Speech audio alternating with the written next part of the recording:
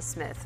Ohio voters will decide whether to change how their legislative districts are drawn this November. Our Chase Campbell talked to people supporting and opposing the amendment to the state constitution to get both sides of the issue. Ohio Issue 1 on ballots across the state on November 5th proposes a new Citizens Redistricting Commission to replace the current Redistricting Commission consisting of 7 elected officials. The measure would create a new map drawing commission made up of 15 people, 5 Democrats, 5 Republicans, and 5 independents. According to Citizens Not Politicians, the group backing the amendment, the goal of Issue 1 is to end gerrymandering, the process of drawing legislative districts to disproportionately favor one political party. This is the third redistricting ballot issue in Ohio in the last decade. According to Citizens Not Politicians spokesperson Chris Davey, voters need to consider the issue again because the first 2 attempts didn't work as planned. Ohio voters went in overwhelming numbers in 2015 and 2018 to put our current system in place, and those were votes to end gerrymandering.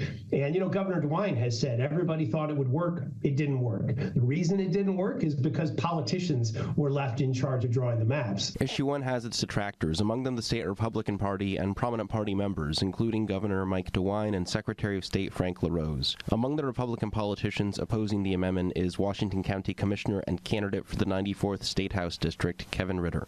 Ritter says the current system chosen by voters just a few years ago already aims to prevent gerrymandering. We passed anti-gerrymandering legislation in both 2015 and 2018.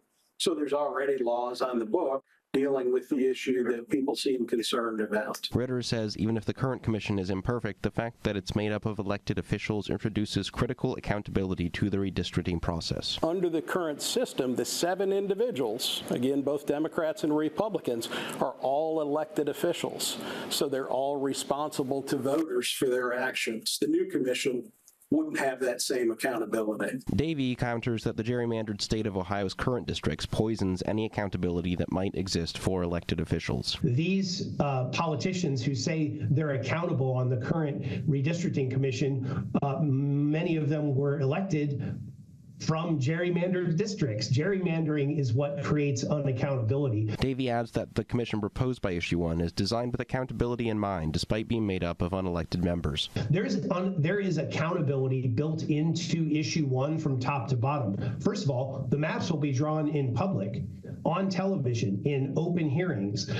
People will be able to come in, share what they think is a community of interest, give input on the maps. The maps we have drawn now, those maps were drawn by lobbyists and politicians in the dark of night behind closed doors. Ritter says regardless of any public input into the commission proposed by Issue 1, the fact that the commission members can't be voted out by the public would still make the commission less accountable than the current system. If the 15-person commission draws maps that the public disagrees with, we have no recourse. Again, the only way you can get them off that commission is by their fellow members.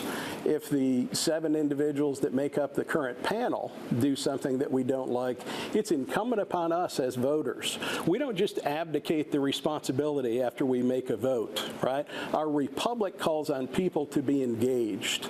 And if we don't have the time to be engaged, that's on us. Chase Campbell, WTAP News. Turning to the weather, a little cooler but